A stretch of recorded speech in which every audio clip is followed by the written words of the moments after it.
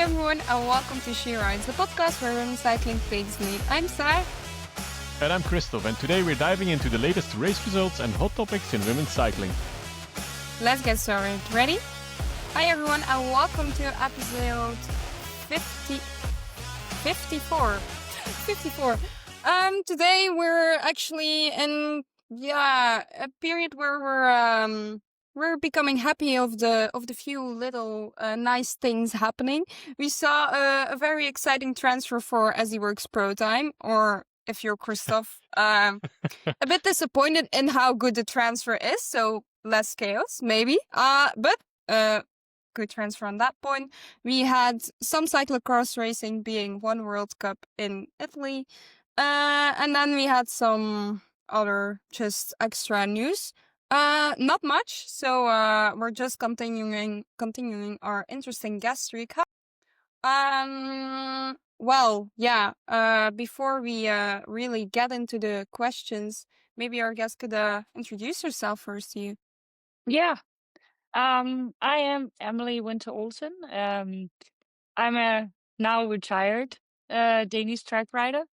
I've done a lot of track races, 6-day races,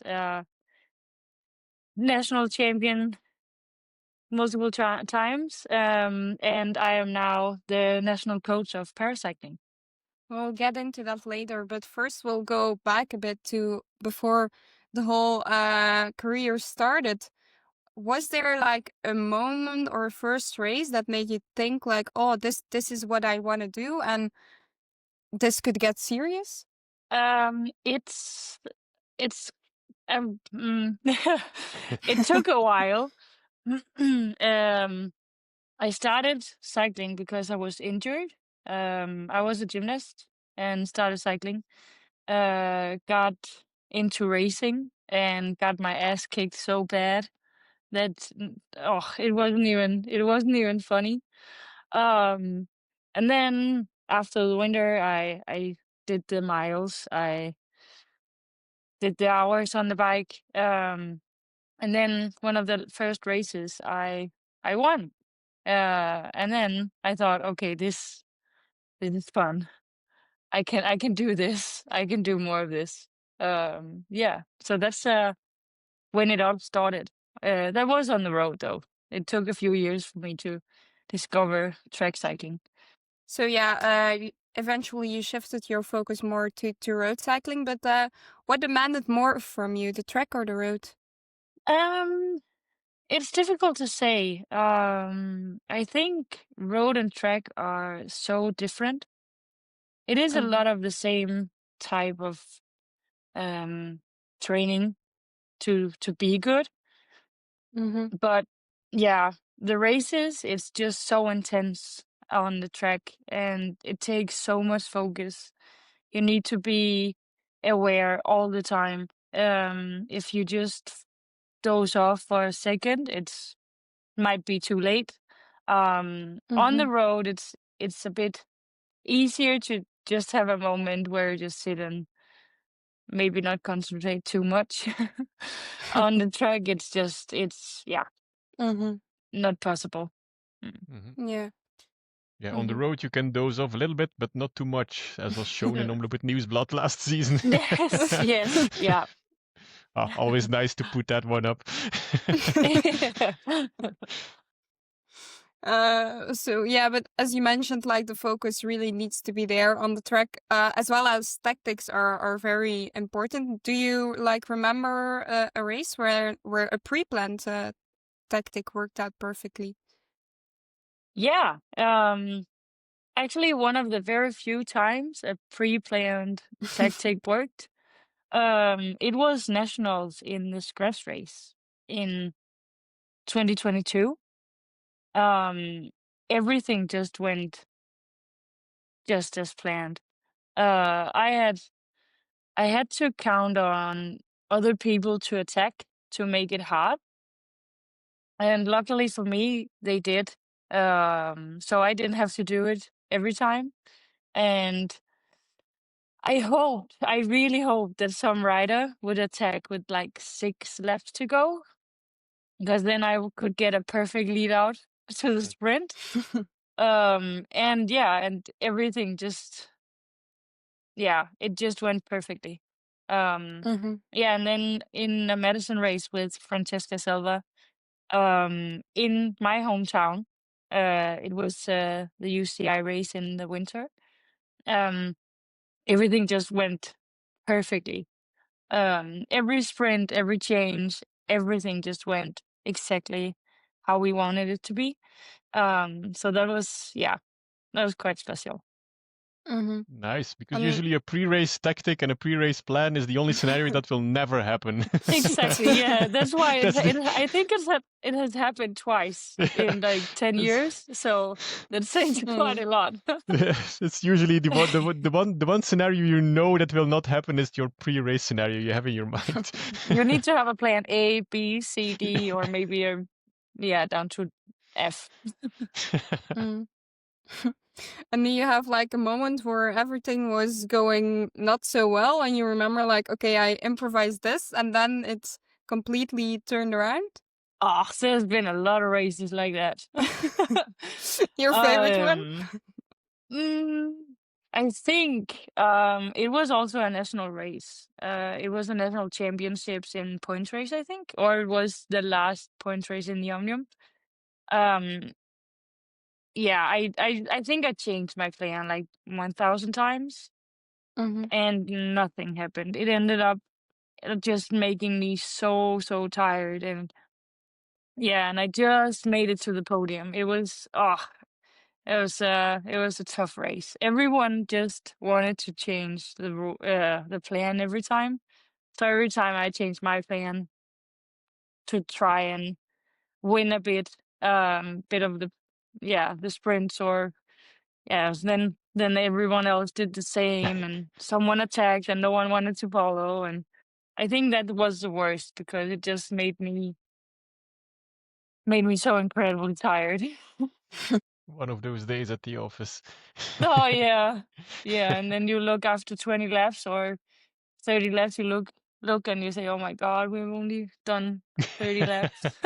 Still so far. Yeah. Well, and then about national championships, what was it like to be at the podium there? It's it's special. I won it 8 times. And every time pulling the jersey over your head, it's just, yeah. I think it's a feeling that's hard to describe because Mhm. it is your flag you're wearing and you can wear it for the whole year. Um, Mhm. and so many are working so hard to get it. Mhm. Um, and I have a lot of medals and only 8 of gold. I think I have, how much is it? I think it's 48 national medals in total. So there is a lot of times I did not win it. Mhm. And all those times, then it's special every time. Mhm. Yeah. Mhm. And something completely else. How big is like the national championships in your country? Because, for example, I went to the Belgian track championships this year, and it's like at the training track in Ghent, and not many people. So how is it there? It's going up and down, I would Mhm. say. In the beginning, when I started track riding, there was not a lot of women there. Um, I was a junior and we didn't have junior nationals, so we just raced with the elite to just have Mhm. kind of a bunch. And then before COVID, there was quite a lot. There was, I think we were 23 or 24 riders. So Mhm. that's the maximum of riders you can be. So that's very nice. Then after COVID, track died a bit in Denmark. I think more people fell more in love with the road because you couldn't race and Yeah. you couldn't train on the track for so long. And then it got back a little bit, and now it's just like, Mhm. it's not big in Denmark, unfortunately. I hope it will be back. Because I love track, so Mm. it's Yeah. hard to see a Danish championship with not a lot of girls. Mhm. Mm. Yeah. The men, however, set the example for Danish track cycling. So hopefully that is like a boost for the women too. Yeah, I hope. But for the men, yeah, some years there's a lot of guys racing, and some years it's not as many. So I don't know. I don't know why some years are good, some years are bad. It should be very good right now because Denmark has done so good on the track, both on the men's and the women's side, with Mhm. Emily and Julie winning on home soil. Mhm. It should have giving the young girls a boost, but I don't know. I don't know if they Mhm. don't watch the races or whatever they. Yeah. Could be. Yeah. Well, let's get back to yourself a bit. So you said lots of medals and, well, let's say quite some gold medals as well at the national championships. Did it like spark like international ambition for you? Yeah, definitely. I think the first time I got the jersey, I felt that okay, now I need to race internationally. I need to Mm-hmm. show people that I have this jersey, that I can do something. And then I got into the 6-day series. And I raced at that point there was Revolution series in Great Britain. So I went to do that one and got in touch with the organizers, and they started the the pre-COVID 6-day series organization. So I got into that one and just traveled the world to do medicine and 6-day races, and got to show off my jersey. Are the travel plans as crazy as Francesca's? Because she was, I think, our second guest, and we just could not follow after 2 minutes. Yeah. Well, it's quite crazy doing 6-day races, and especially before COVID, because we went to Australia and Hong Kong, and a lot of crazy places. And the whole winter was just packed with races, so it was Mhm. and then of course the summer was packed with road races, so there was never a break. But I loved it, and I got to know Francesca, so I was very, very happy about it. And after Mhm. that, Francesca Salva could do the planning. Yeah, exactly. Like It's she just explained in our podcast. Crazy. yeah. Um, well, yeah, let's get into more like the preparation instead of the actual racing and traveling. Is there like the most physically or emotionally demanding training session you've ever done? I remember one where I did the Journey racing. I trained behind a Journey, and I had to do points Mm-hmm. race training. So I had to go for, I think, 150 laps on the track without behind the Journey, going pretty fast, I would say. And then every 10th lap I had to sprint. Mm-hmm. And after that session, I could throw up, and I could just lay down, and I thought, have I been like, oh, am I sick, or what's happening? It feels like I've been out partying and drinking for a month. It was That was awful. It was so hard. And I think that was the hardest training I've Mm-hmm. done. It was it was very hard. Well, the fact that you didn't have to think for a second that it pops up immediately in your mind Yeah, I explains a can. lot. Yeah, and I can just remember because on the local track there's track and field in the inner field, so they have a mattress for the higher jump, and I can just remember laying on that mattress and could not stand up afterwards. I Mm-hmm. I just stayed there for so long just to be able to get up and Mm-hmm. and spin my legs a little bit. Well, after that kind of training or races, how important was nutrition for you to to keep performing year after year? It was very, very, very important.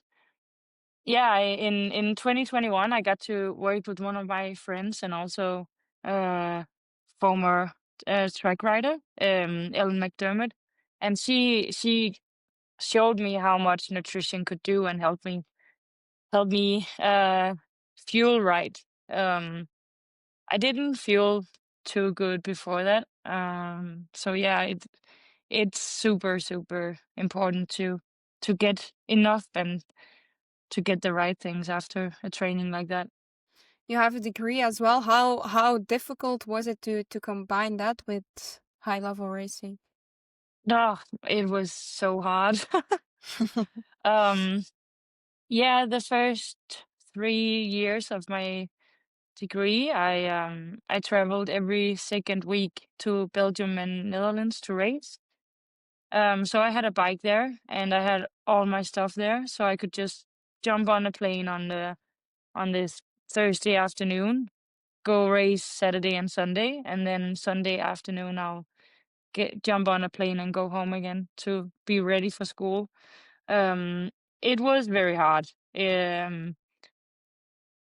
Yeah, but it was a different time back then. I couldn't Mhm. just not work or not Yeah. study because I didn't have any money then. Um, Mhm. and back then it was a bit harder to just yeah get a salary from a race or a team. Mhm. It wasn't easy. Yeah. Mhm. Yeah, about that, what was or is the financial reality for professional female cyclists in Europe, and like maybe how much does it differ from when you started? Oh, I hope it's very good now because back then it was it wasn't. You needed to be on the top level to get paid. Mhm. Um, and there wasn't a lot of teams that were able to pay. Now I think it's getting better and better, and they do have minimum salary now. It wasn't, yeah, we didn't have that. A lot of teams just told you that, well, at least you got the races, so you can just be happy about that. And then we were. uh, on the track, it was easier. It was easier to get money for the 60 races, and it paid quite Mhm. well. Um, I think actually it paid better than before COVID than it does now. It is Mhm. getting better again, but yeah, it was quite good doing 60 races before COVID. Mhm. Yeah. That's something good about it. Well, then Yeah. we'll go a bit more closer to today. Was there like a specific moment like that really said like, okay, now is the right time to retire from racing? I've actually had 2024 as my last season for quite a few Mhm. years. I knew I knew that I worked full time for Mhm. my whole career. Yeah, besides cycling. And I knew I wanted to give it a shot to get on the national team and get on to the Olympic program. I tried my Mhm. very best. The odds were against me, and then I said, well, I need to do whatever I can before 2024. And I think the Mhm. first time I said it was 2018. So it's quite a few years back.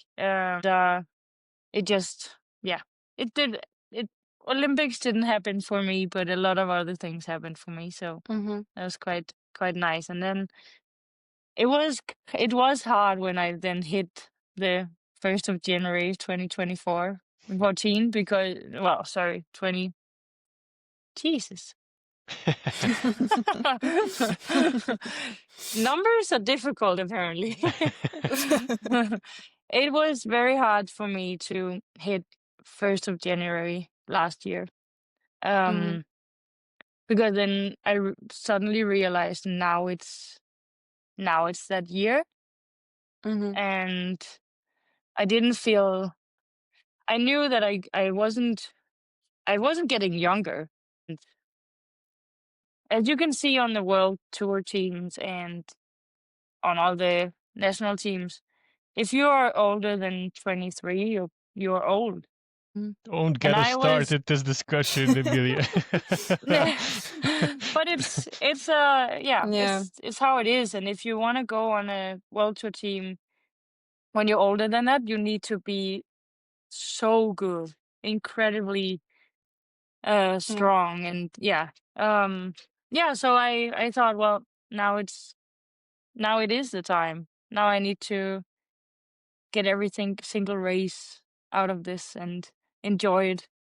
And Mhm. yeah, in the last 2 years of my career, it was the most fun I've had on the bike, because I kind of just let the national team just put it to the side, and yeah, I could just enjoy it every race. Mhm.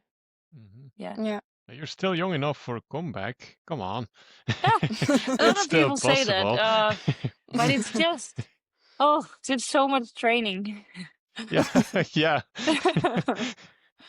Yeah, it doesn't get easier with the quality of the peloton increasing. No, exactly. Maybe you touched on it actually a little bit before, but in your career, was there like a major goal you did not achieve, and how did you accept that? Um, yeah, like I said before, I never get to do the elite championships. I got to do the under 23 Europeans, but I never got to do the elite Europeans, Mhm. worlds, and of course the Olympics. Um, it was very hard to accept not being a part of the national team. The national team, um, it was very, very small. It was only Emily and Julie for a lot of years. Mhm. And that was because of funding. Um, and it was hard to accept that money was the reason I Mhm. didn't get the chance. Maybe I would never have made it. No one knows. Yeah, but I would have liked very much to get the chance to see if I could do it without a Mhm. full-time job. And yeah, um, Yeah. so it was very hard. I think the 6-day racing helped me Mhm. because I did get a lot of racing there, and I was the first Danish rider to do the Champions League as well, and that did help as well. So I did a lot of big races. So I kind of had to focus on that part instead of focusing on the things I did not get and I did not achieve. But a lot of people had to remind me all the time, because Mhm. when you're in it, you tend to focus on the things you did not do and you couldn't do. And it's very hard to remind yourself that, okay, I did do this and this and this. And yeah. Um, so it was hard, but it is what it is. I can't Yeah, Mhm. do it look at your now. look at your closet, Amelia. You have 8 national champions jerseys. I mean, there's Yeah. not a lot of people who can say that. Okay, yeah, maybe you wanted more, but yeah, I Yeah, and mean, and I maybe think it's with everything. Everyone yeah, just wants more when you're Mhm. yeah. Whenever you achieve something, it feels so good. You want it again, and then you want even more. And yeah, some people sometimes need to get reminded of how things would going. I did Mhm. travel alone all the time, um, which didn't make it easy as well. Yeah.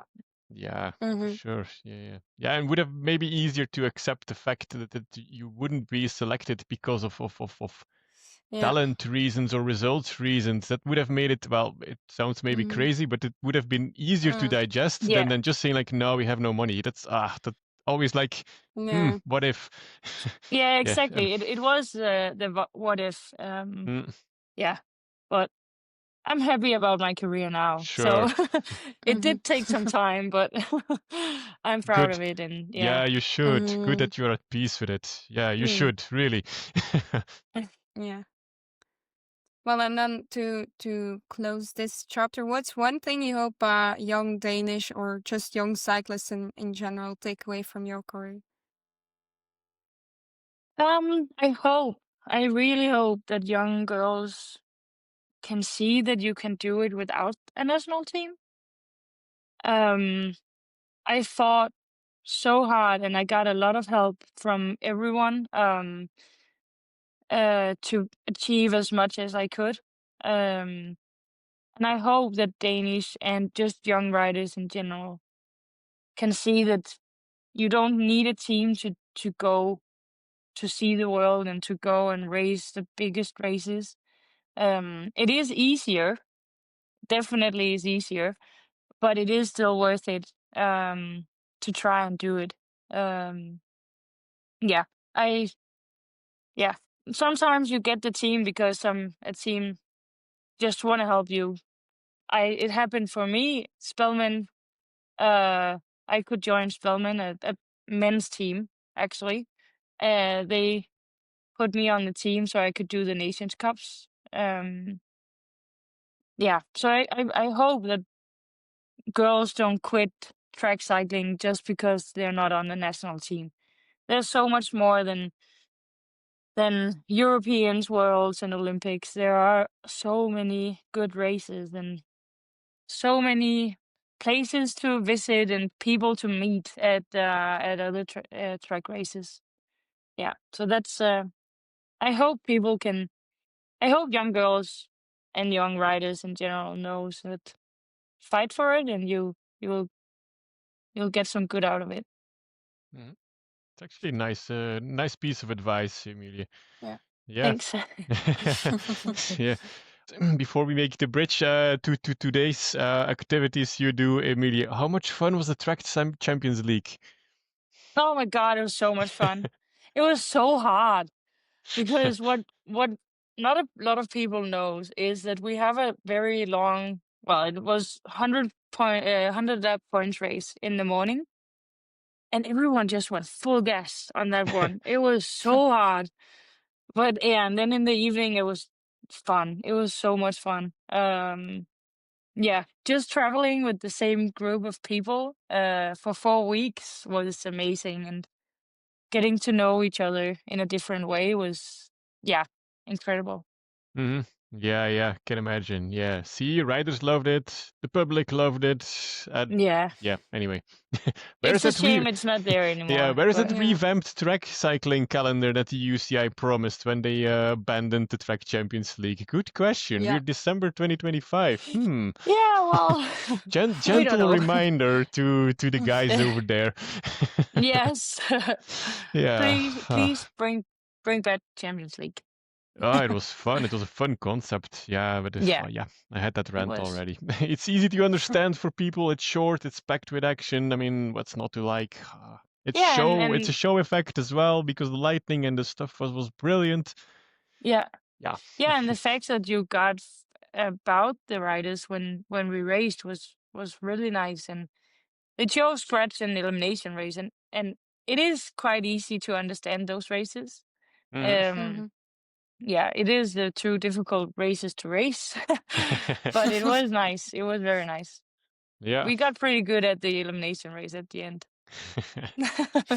Yeah, it's a shame. We want it back. We all Yeah, agree, except yeah, corporate. They don't agree. exactly.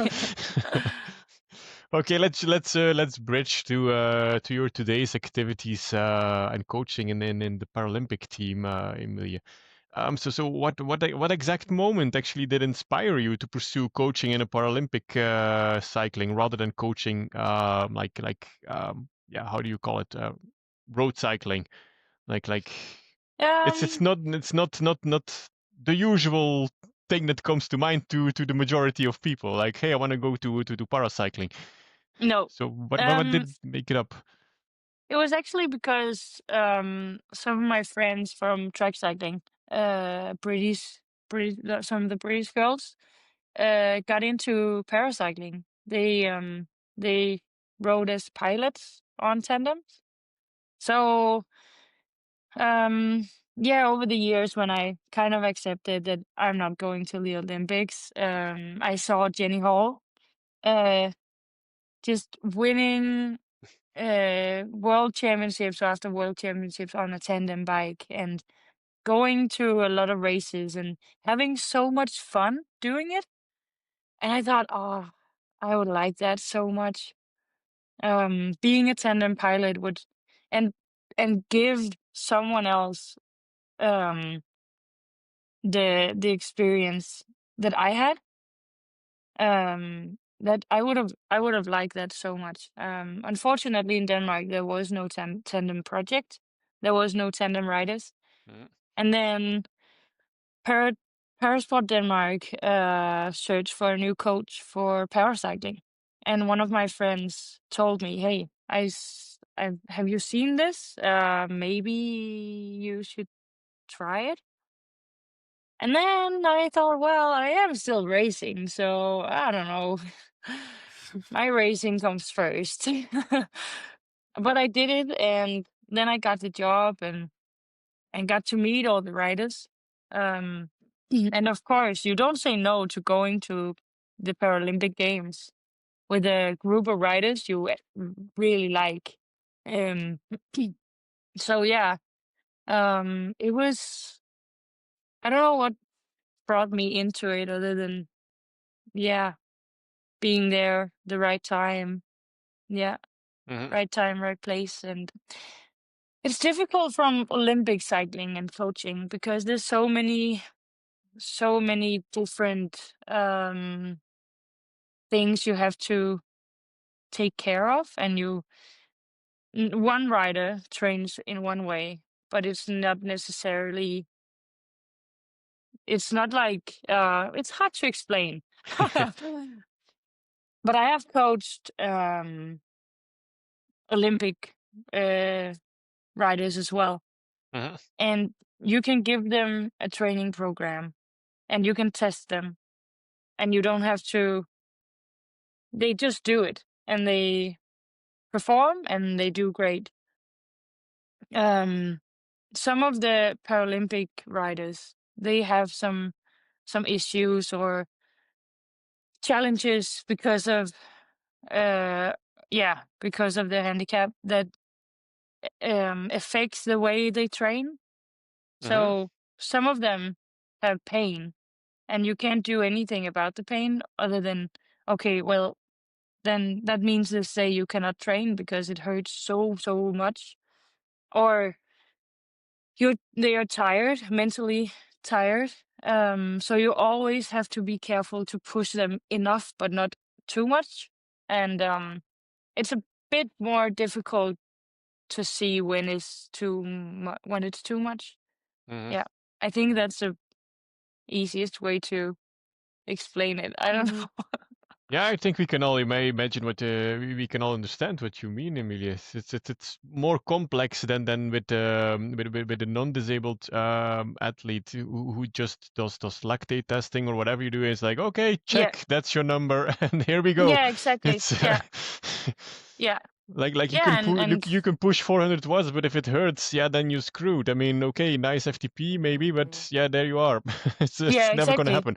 This is Yeah, yeah, and then it's. there's also there's also a different way to train people on a normal track road bike, and then handbikers.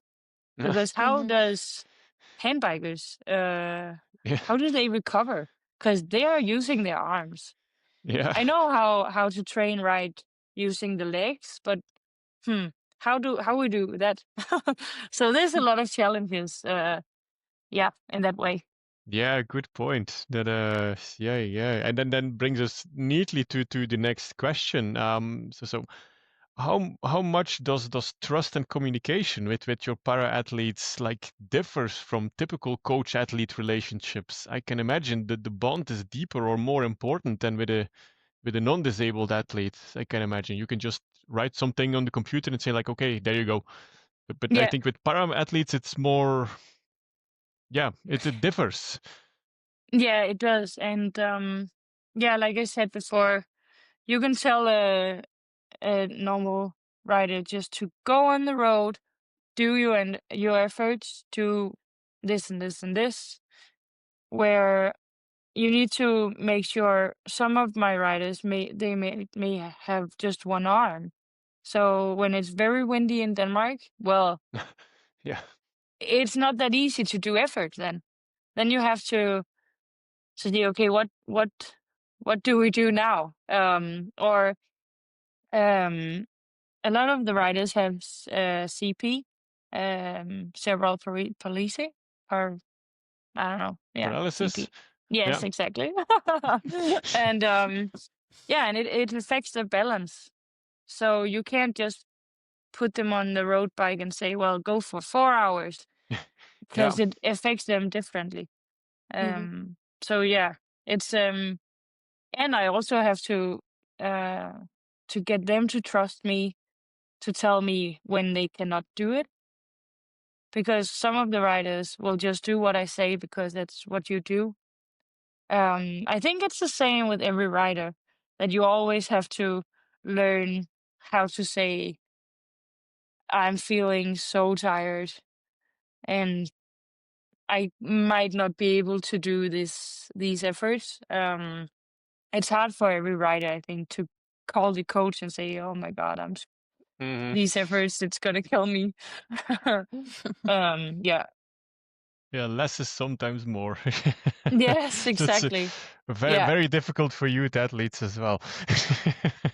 exactly. Yeah, and yeah, and then another thing is the recovery time. Yeah. It's so different Yeah. for para athletes.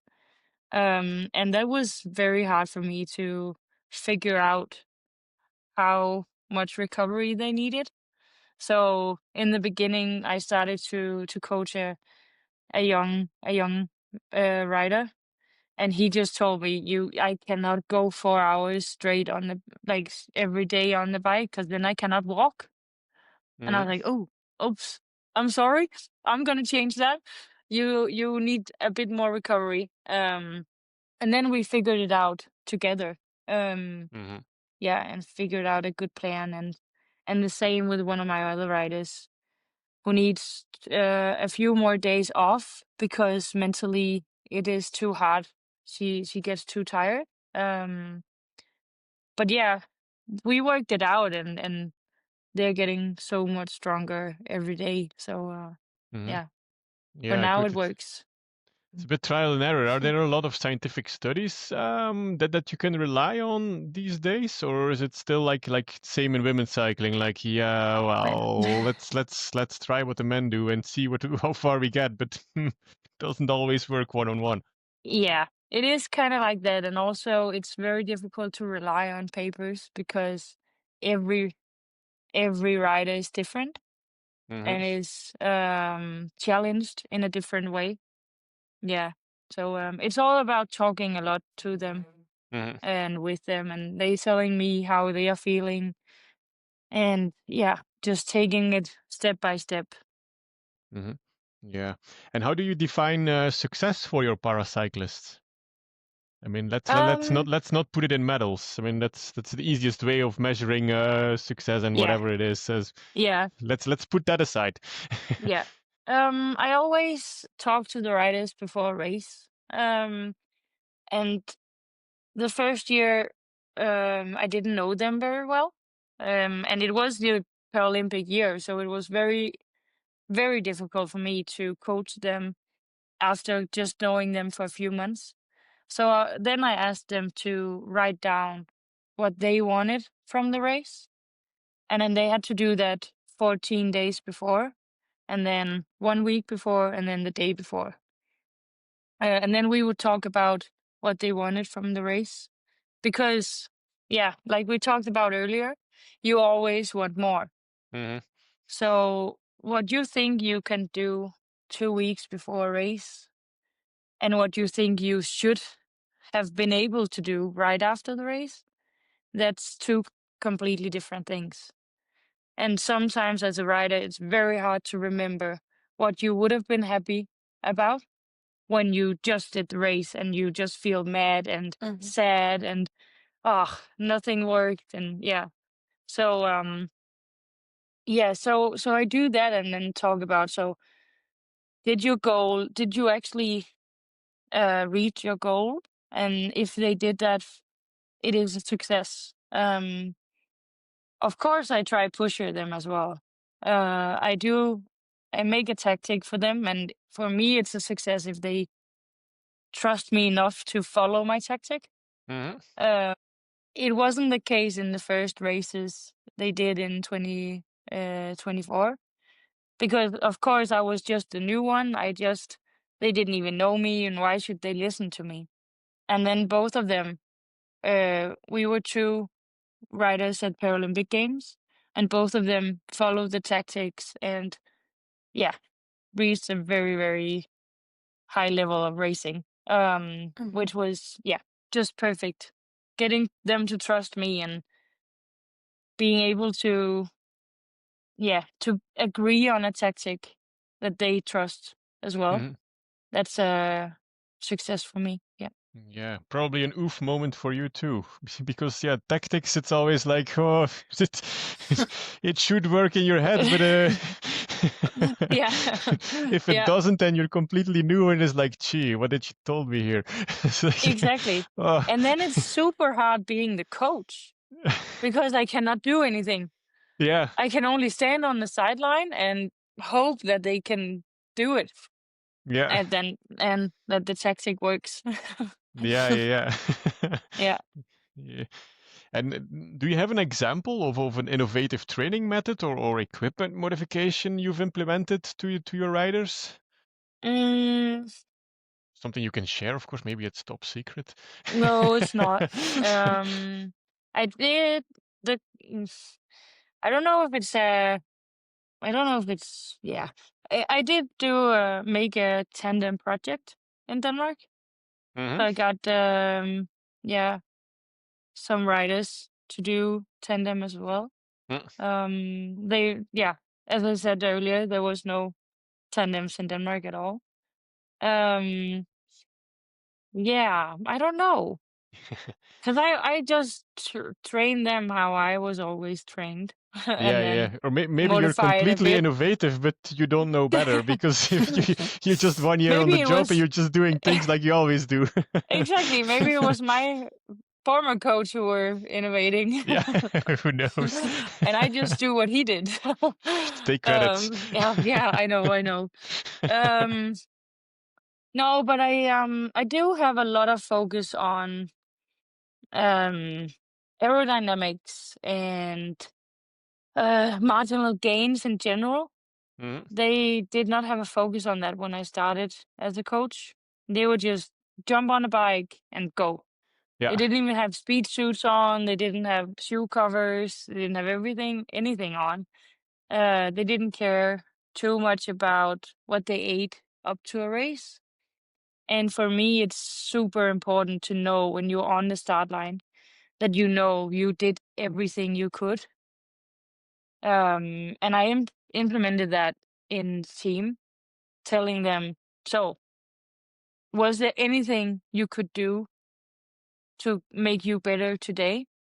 And yeah, and now after, yeah, trying to teach them what to eat as a cyclist and everything, um they stand on the start line quite confident.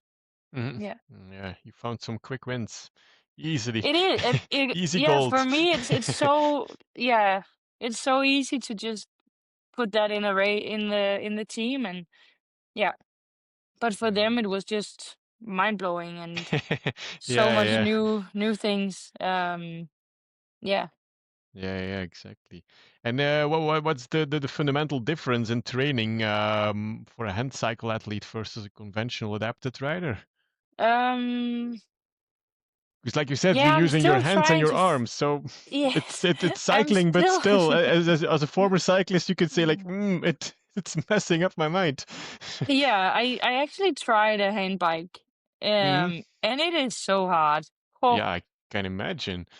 um, It looks yeah, and super hard. yes, especially when you're a cyclist, because you have no upper body strength. Yeah. and you do use your upper body.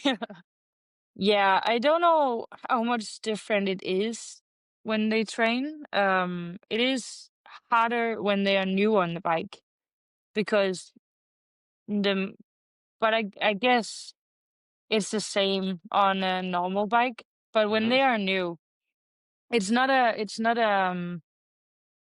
you've never done this. Like you've never used those muscles like that before. Where when you start cycling on a road bike, you've always been cycling. We learn how to how to ride a bike when we are like what I don't know, 3, 4, I don't know. Mhm. So we know how to do it, and we know which, and our body knows which muscles we need to use. And for a hand biker, it's often um an injury they get.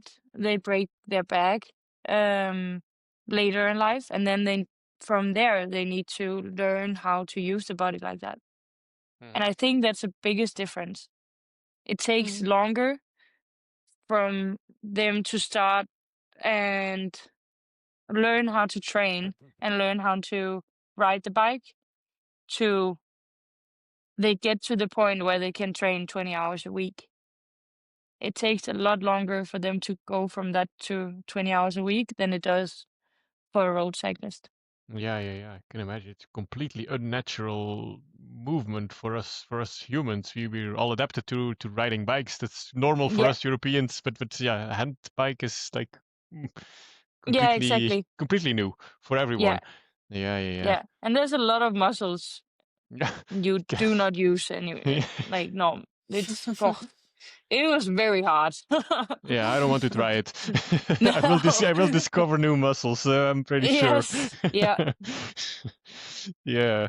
And then how fluid is that athlete classification, especially during Olympics? We had a problem with well, not a problem, but like issues with a Belgian para athlete as well, because he's like the best of the world, but then all of a sudden he was in a new category, and it was completely unfair to him. And how do you prepare for that possibility of potential changes that they might implement to the categories? Yeah, it's very difficult. We talked to the riders who could be um I don't know what to say. Reclassified Yeah, exactly. potentially. Yeah. Yeah, potentially Mm. reclassified. We Yeah. talk a lot to those riders.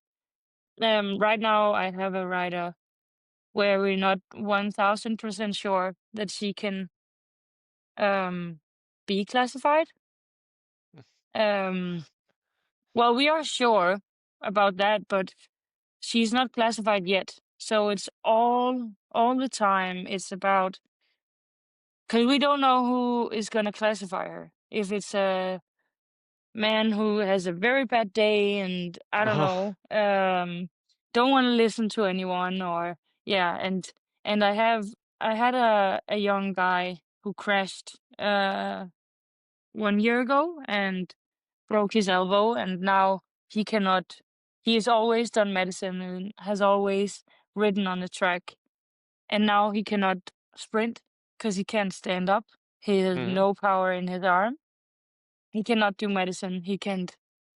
Yeah, there's a lot of things he cannot do, but it's not bad enough to be classified.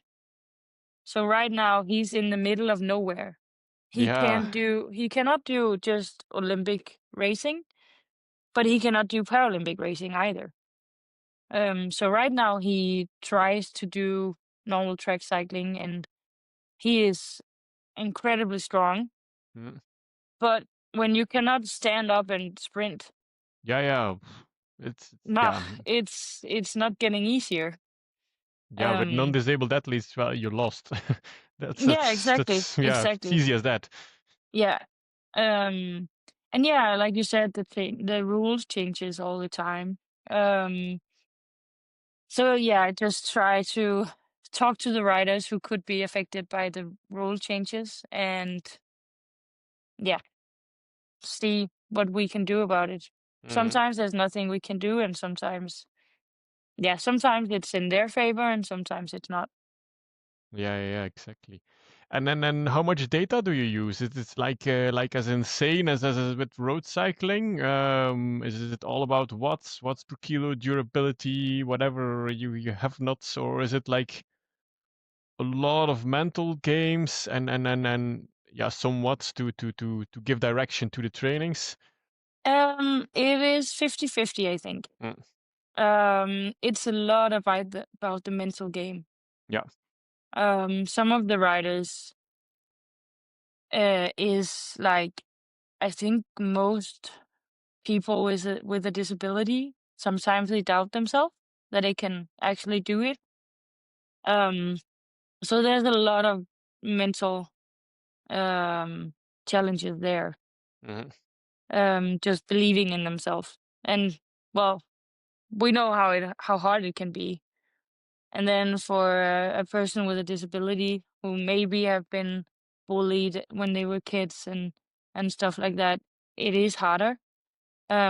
But I do look a lot on the data as well.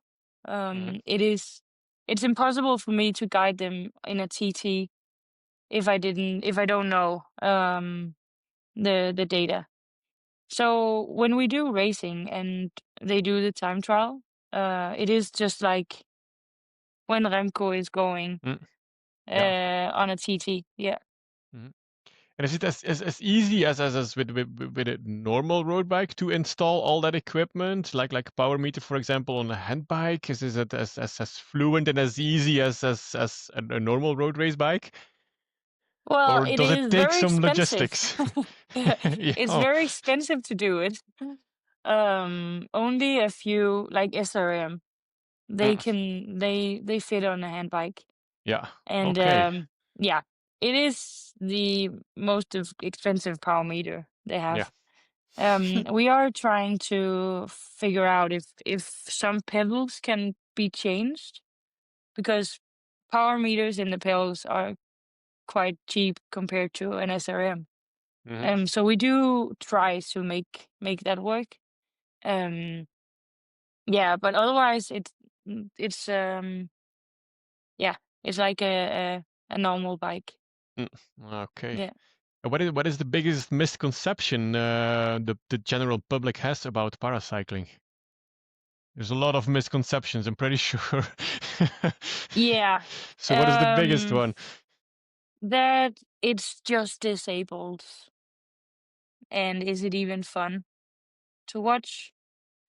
There's also, yeah, I think there's also because not all the classes in paracycling is big.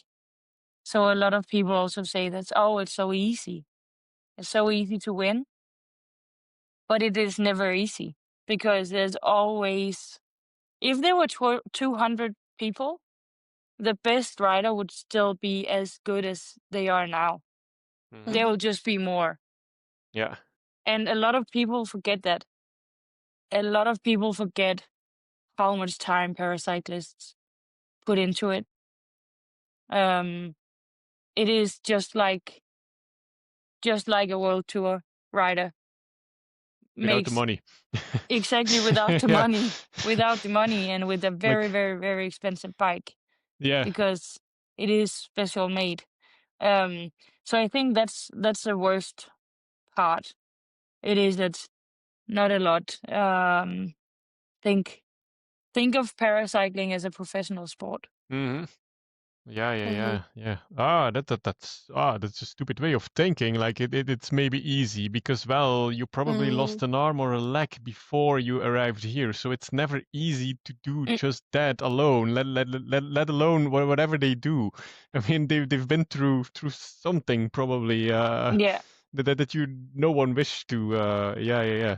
The thing that makes it always difficult to me because I liked it when it was in Glasgow, like on yeah, on the Worlds, but it Mhm. makes it difficult for me is all those different categories, and sometimes I'm yeah, like, yeah, but those two are like completely the same to me. I don't get it. So that's what most confuses me all the time when we watch paracycling. That's the only thing. But the last thing that came into my mind when I saw those guys racing was like, oh, this is pretty easy. Like, no, uh, Not really. Yeah. Like the people No, racing on and one then leg. It's this like, gee, guy, are you crazy? exactly. Like, And they how are much going power do you so put out of that? fast. Yeah. Yeah. I cannot Yeah. produce that on 2 legs. Come on. No. Yeah, they are quite impressive. Hmm. Yeah. Yeah. Um. Yeah, and then what unique logistical challenges arise when traveling and competing internationally with all that adapted equipment, of course. Well, we Is it have a been nightmare? lucky. Yes, it is. I've always been used to just book hotels and flights and everything for myself. And now I need to think about the places we stay. It has to be there has to be an elevator, the Yeah. toilets, there has to be room for wheelchairs, and no stairs because the riders who are not in wheelchairs, they don't walk too well on chairs on stairs. So yeah, and just flying is it's difficult packing a handbike down on in a box. I well, I figured that out last year that it looks Yeah. it's crazy. Um yeah, so there's a lot of new things to think about when doing logistics. Mhm. Yeah, and that's coming from a former track racer who says like paracycling is a logistical nightmare to travel. That means a lot. Yes, exactly. Yeah, and what has been so far your most rewarding moment as a Paralympic coach so far? um well, Paralympic Games were quite amazing. Um I did not expect to get away with a gold medal and a bronze medal because at the Paralympic Games, two classes race against each other, and then there's a factor time, and it never works very well. It doesn't make it fair to anyone. I think that was the issue with our Belgian parathlete as well, I think. Yeah, it was the factor or something, or the conversion he was complaining about. Yeah. Yeah. Yeah, and it's so unfair, and yeah. So we did not expect a bronze medal, and yeah, and then when we got away with a gold medal as well, because everything in our plan worked perfectly. That was very rewarding. Mhm. And then this year I started the tandem project, and we got a huge funding to get us 12 tandem bikes, and Nice. that felt pretty good as well. Mm. Mhm. Yeah. Yeah, because that brings us actually to the next question. What steps are being taken in Denmark to identify and nurture paracycling talent? Well, like you said, like 12 tandem bikes already is a big help for you. Yeah. Are there other initiatives, or is it more like, yeah, well, it's in the necks of our Olympic athletes? Or I am starting a track project. Ah, Yeah, because right now we have no track riders, and it hurts. It hurts that we don't mhm. have track. You didn't have Mhm. any track rider. No, Oh, they were all on the road. I didn't know all that. on the road. Yeah. Okay. Uh-huh. And I am trying to change that because, Mm. yeah, I love the track, and the track is the best. Mhm. It is just better. So That's I need bias, Amelia. riders. Yes, it is. It is. uh, but no, it's not biased. Everyone loves track. Yeah, so I am starting a track project. It is easier to find new talents on the track Mhm. because a lot of people with a disability find it challenging to go on the road with cars and turns and a lot of obstacles. Where on the track, it's a safe space, Mhm. kind of. If they don't like it right away, they don't have to go for 40K to just get Yeah. home. They are they are there. Mhm. Um, yeah, and then of course, if you have a good base on the track riders will be very, very good on the road as well. The bike handling skills will be better. So there's a lot of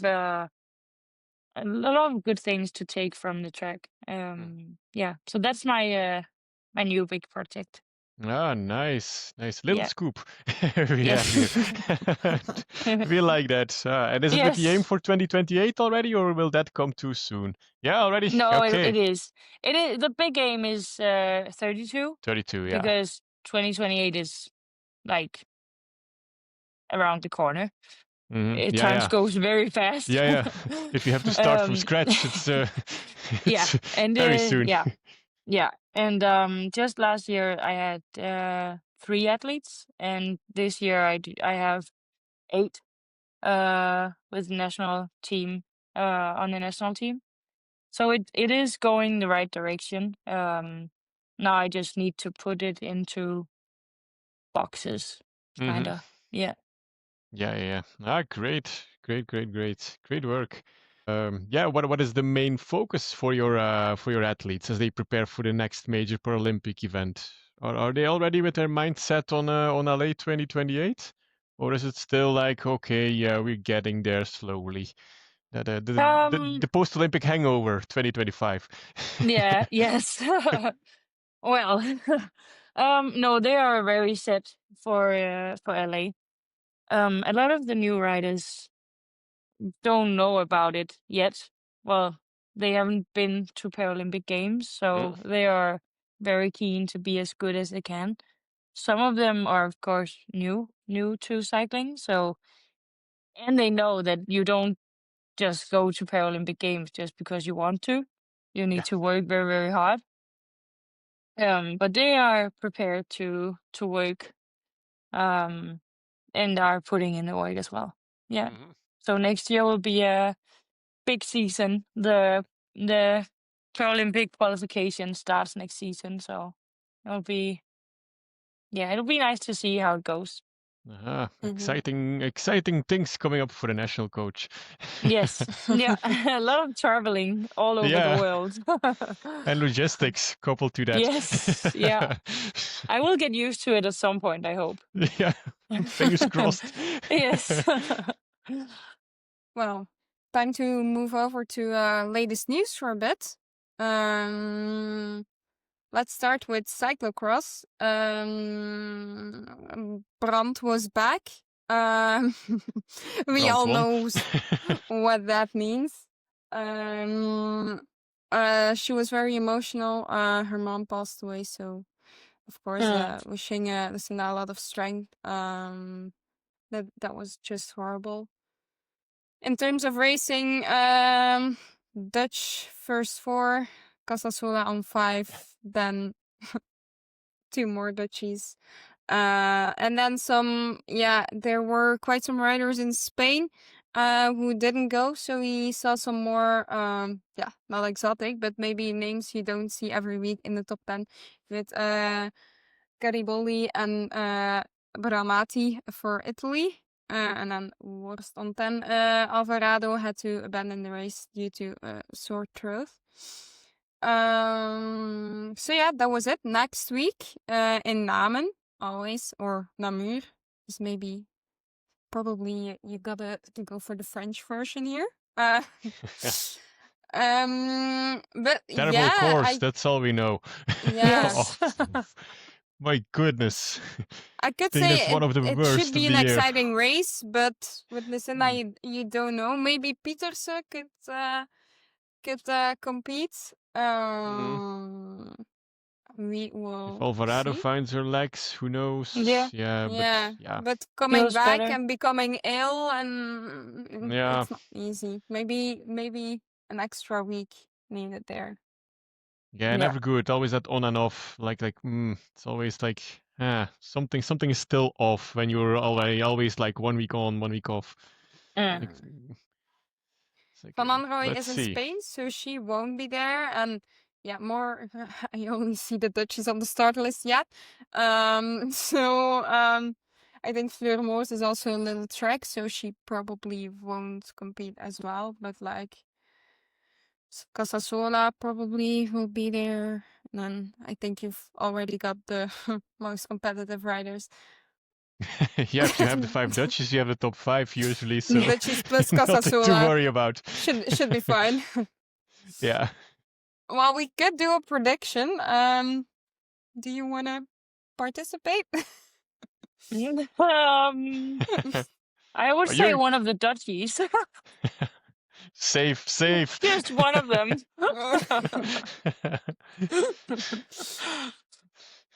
No, I could go. I'll let you pick the obvious one, and I'll go with Peterson 1. On 5, Alvarado, and on 10, Julie Brouwers. Ooh, exotic. So, yeah, I go 1 Brandt. 5 Pieterse. She's coming out of the blocks too heavy, but then she falls back. And then It's with a Perk back. theory and all. Yeah. It's like Emilia's pre-race theories. It will never happen. So, so Puck on 5 and Casasola on 10. I don't think that's her cup of tea, Namur. No worries. Not sure. Well, some other actually exciting racing in Rotterdam. A full 6 days without the medicine, but we're coming closer for the women there. Yeah. 2 guests at the start, Francesca and Julie. And Julie did great. Even better than in Ghent, where she was already looking very well. 2nd overall, so super nice to see. Super happy for her that it's going the right way. That's very Yes. cool. Good. Then some less nice news. Tour of Norway is cancelled due to funding problems. They hope to be back in 2027. I'm getting it. I'm also struggling with the numbers now, but Welcome so to the club. Yeah, it's basically the So, Norwegian yeah. government who's a complete pain in the ass Yeah. regarding to cycling right now. Like, Yeah. really. It's but terrible. it was such a nice race. Yeah, it is. Like, same with the Arctic Race of Norway. Yeah. It's also nice concept, but it's truly a pain in the ass, the Norwegian government right now. Like, that's basically it. And the lack of funds from the Norwegian Cycling Federation on top of that is makes this another cancel on the calendar, of course. And then, of course, the decision I'm super stoked about. Roubaix on 1 day together with the men. Oh, so happy with it. Also, the juniors and the U23 are also racing on the same day. So, like, a 4-day 4 races on 1 day is crazy. Oh, the junior women gonna do Roubaix? I think men's No. race I only. think it's a Okay. man. Okay. I was okay. I Would've thought been there nice, though. was one bridge too far. Yeah, okay. I didn't hear about it, so I was like, Wow. really? Do they? This is like a scoop. Okay, men's junior. Well, Yeah, we okay. could do 5 Sure. races actually. If we're already there with 4, we might as well just add the 5th one. Like, Yeah. Yeah, sure. Why not? What does the 5th one mean? Yeah. It's all packed anyways. Yeah, exactly. And they just make it 40K because it's with swim and junior, so it can be too heavy, you know. It's like, Yeah. Maybe Anyway. not even a pavé will be there. yeah. Just track cycling in Roubaix. Yeah. but it's better, we Uh. heard, than road cycling. So maybe they have the coolest edition. Yeah. Exactly. But no, like, if everything's bad, maybe there will be something good. So the only thing that could be nice is the women's race finishes after the men's race. So that's something. Makes it possible for the spectators to just focus on the women's race. Yeah. At least that's For something. once.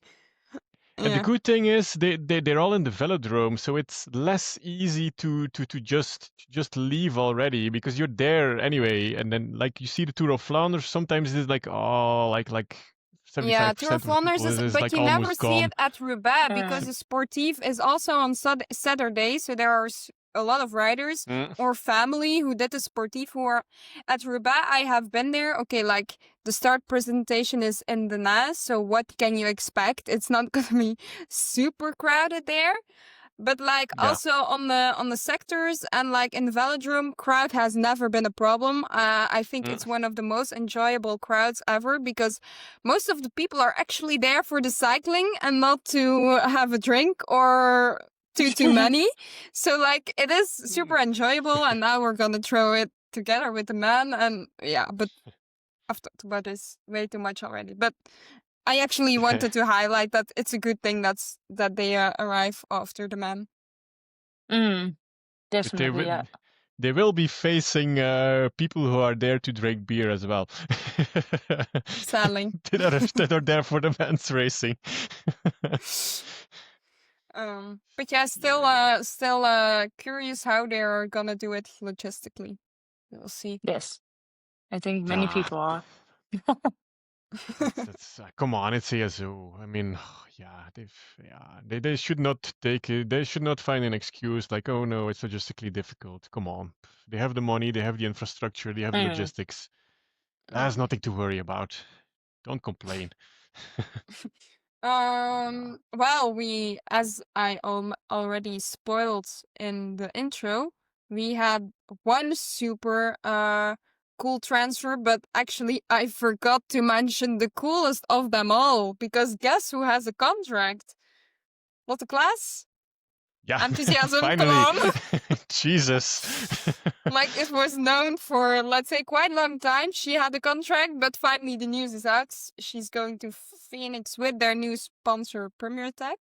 So good to see. What I took them still so long remember. to announce this? I still remember a week post Tour de France. Okay, not the best tour for her, but like, you know her, winner of the Omloop. And I was like, okay, will I ask the question? Because it's a bit annoying if they are asking you about a contract for next year and you're like, yeah, no, I can't say anything about that. And then you just like ask the question. So anything you can say for next year? And then she drops like, yeah, I can't find a team. And I was like, what? Yeah. Well, so happy that's solved. And quite a nice team as well. Good their fit. full roster is I think so. They also signed Nina de Suter, and Fien van den Ende is coming over from their development. I thought she was already in the world tour, but apparently she was in their development team. Well, technically not.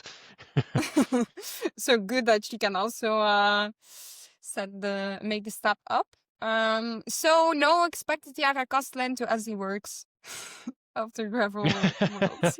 Who would She's have thought staying. that? Yeah, that's just like, then it puts it more into question. Why on earth did you do that? It doesn't make any sense now. Yeah. Anyways, you never know a contract, right? Because their new transfer. Yeah, what's was the also value of under a contract for? Yeah, sure. But as he works is not the only one, so you can't blame them for that. But transfer-wise, such a good move. We were like waiting, like, why are you looking for climbers? Who's gonna do it after Van der Breggen? With Nienke Vinke, Dutch talent. White jersey of the tour. I was first like, whoa. And then I was like, whoa. So I think it's a super interesting move. And I think, yeah, for Nienke Vinke as well, will be good for her development.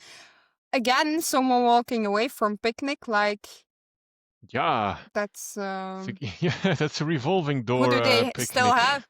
Five for Georgie, and then who's still there? Dude. So the Josie silence. Nelson, Josie Nelson, yeah, Yeah. of course. Yeah. Yeah. still there. Yeah. Let me see who they have on their roster for 2026. Actually, By the way, yeah, the Nienke Vinke 2026. transfer depends on your point of view if it's an interesting, a good one or not, Saar. Because from my point of view, then from the SD Works making fun of their tactics and then their weird style of racing sometimes, not a good move. Not fun. Well- I'm just gonna keep ignoring this because I can't physically support it. I get what you're Yeah, saying, but don't like it. Don't like it. I know. I like it. I'm getting a bit of positivity back in. They're becoming too professional with the DS from Next G Racing that came over last season with Anna like giving orders in the peloton. Like, come on, where's the fun? We have a podcast to fill here. Come on, think about us. No, Ugh. I think, yeah. You still have the Dutchies. That's not changing for the moment. Yeah. That's good. And there's still a You can't have Europeans with everything the in Dutch life. national team, and a Worlds with the Dutch national team, and a Gravel Worlds with the Dutch national team. Yeah, okay, there's enough. But is that a team? The Gravel Worlds? That's the question. Oh, that's the biggest question. It's material to fill your podcast, so yeah, this is very interesting to say the least.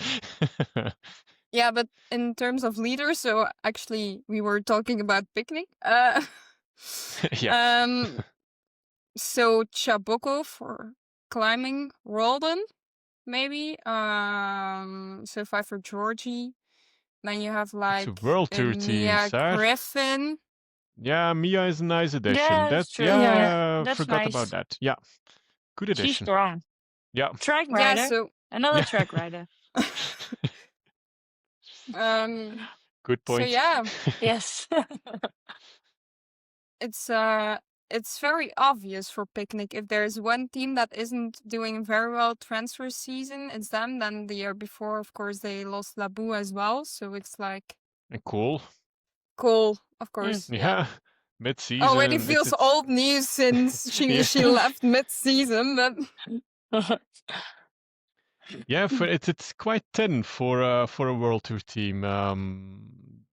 Let's put it that way. I mean, of course, yeah, you have Josie Nelson and then Mia Griffin. Okay, of course, but still, it's still a World Tour team. It's maybe some a bit riders more. will surprise us. You never know. Yeah, a lot of opportunity for the riders left. That's for sure. That's for sure. But strange situation. All the people leaving Picnic PostNL. It raises some questions and some eyebrows. What's going on there? Well, then I don't think I can say much more about the latest week. I can't keep on inventing stuff, Saar. That's it. We're December 8th. But hey, it's like a long month till Tour Down Under starting. Yeah, for sure. And then around that, and then a bit after, we have Trek Heroes. And then it's already Omloop. So we're almost there. The real start of the season. And even before we have like the now I'm national hurting champions. our Australian viewers. Oh, I was just gonna say like the national the Aussie nationals are even before Tour Down Under. So road cycling is technically like even like before. Yeah, It's just it's like around that the corner. period of the it's like that period of the month that you're gonna get excited about the Australian nationals. Yeah, that time of the year again that you get all excited about the Aussie nationals. Yeah, it reminds me of last year. Yeah. So yay, we're almost there. Yeah. Yes, for Aussie nationals. But there were already like from the Levaluna team, there were already like announcements on who's riding them. I don't remember summer. who, They're completely excited over there right now. Of course they are. So yeah, back to the questions because this is not going about anything anymore. So some lighter and more fun questions, Amelia. Although the next one, Saar, is like the most important one for you for preparing our Instagram post about our guest. Go for it, Saar. Well, yeah. Can I ask you, did you or still have like a song or artist that was always in your competition day playlist? Since we had Paula Blasi, this is a very very important question. Yeah. Yeah. You have the people like Paula who immediately sum up the most crazy songs, and then you was like, what was on that playlist? No, but the problem is, it's some crazy songs. It's That's like okay. I'm not. Yeah, I'm not sure I'm proud of it, That's but it okay. worked in the warm up. Now you're making us even more curious. As long as it's okay for the ratings, it's okay, Emilia. Then doesn't matter. Okay, I'll Paula see. Blasi has the most crazy music choices as well. So Yeah, go we for don't it. know yet. We still have to see. Yeah. Well, mine was the Max Verstappen song. I heard that when I was warming up for Uh-huh. elimination race. Yeah. Ooh, So that I'm not very. It's not very. interesting. Yeah, it is very interesting. I think it's a good one. Good. Go to work, Saar. Oh yeah, I think let's see. Burn Down This Room with Ruben. I heard that a lot as well. That was my favorite in 2022. Okay. Yeah. See, you have options. Yes. We So will now see you what I pick. Yeah. Yeah. Stay tuned for tomorrow or the day after tomorrow. I don't know when you're gonna publish it. Well, then something a bit more random. Coffee or tea? If it has to be one of those, then tea, because I don't drink coffee. But I would go for hot chocolate. Scandinavians, Also nice. not going for coffee. No. Oof. Are you Danish? Yes. You sure? Yeah. Now I can go for a mocha because I've learned to drink mocha. There's an espresso shot in it, in the hot chocolate. But it's Oh still no, mostly not hot that chocolate. option. Yeah. Oh. Yeah, I know. I know. Oh. I'm Life not a real choices. cyclist. Yeah. But no, coffee or tea, then definitely tea. Okay. But do you like something for next to your hot chocolate? I think any favorite Danish pastry and recommendation for Not very Danish, but a us? croissant is nice. Yeah. Mm-hmm. Not too big, so you can ride home as well. The Danish pastries are very heavy, so it's not great for a coffee stop. If you write Fat Max, it's okay. That's true. It's True. okay. You might taste it again, but The more the better. yes. Yeah. Is there something after racing like that you like during the racing period was like not done, like a bad habit that you needed to skip and that now has like returned after you quit racing? I don't know if it's a bad habit, but I do love nachos. And I did See, not it's eat food that. related. Of course it is. And I didn't eat that for so many years. And and I love nachos, yeah. And now I don't feel sorry. I don't feel bad when I eat it. Not too bad. I do go train afterwards anyways, but yeah. Yeah, you're still a woman, Emilia. You always feel bad after snacking. That's Yes, just exactly. just typical. Yeah. Not too bad anymore. It's good. It's not too bad anymore. Now I do eat it. Yeah. Well, one more to round this up. If you could trade places with a para athlete for one day, which event would you choose or which category? If I could, well, Paralympic Games were quite nice. Yeah. Mm-hmm. All right. Fair enough. Let's go for that. Good. Yes. Good. Anything else to add, Saar? No, I don't For our think so. guest? No. I think again we had a very interesting guest for today. That's who's given us who shined some light on an aspect of cycling that at least me personally is not very familiar with it, with the Paralympic cycling. So it was very interesting as well. And of course your Thank whole you. career and your insights, Emilia. So Big thank you for appearing on the show, for your enthusiasm, for sharing your passion for paracycling and track cycling. And I think the only thing we can do is wish you all the best with your upcoming track project that's now about up and running for the paracyclists. Yes. And Thank of you for course, having me. of course, best of luck towards LA 2028, because I think that's the biggest goal in the near future, I think, for you guys. Yes. Yeah. Thank So you so much. you're welcome. Thank you, Amelia. That's a wrap for episode 54 of She Rides. Thanks for joining us. I hope you enjoyed the ride. Absolutely. Women's cycling is packed with action, and we're here to bring you every twist and turn. Be sure to subscribe on Spotify, Amazon Music, Apple Podcasts, or YouTube so you don't miss upcoming episodes. And if you like today's show, a rating, like, or comment really helps us reach more listeners. Follow us on Blue Sky and Instagram for behind the scenes updates and more. And don't hesitate to share your questions or topics you'd like us to cover. Stay tuned for more exciting guests and tag She Rides podcast on Blue Sky to show off your knowledge. And She Rides is powered by Kariam Endurance Coaching. Thanks for listening to She Rides, where women's cycling takes the lead. Keep watching and fun, and we'll catch you in the next one. Bye. Bye bye. Did I just screw up?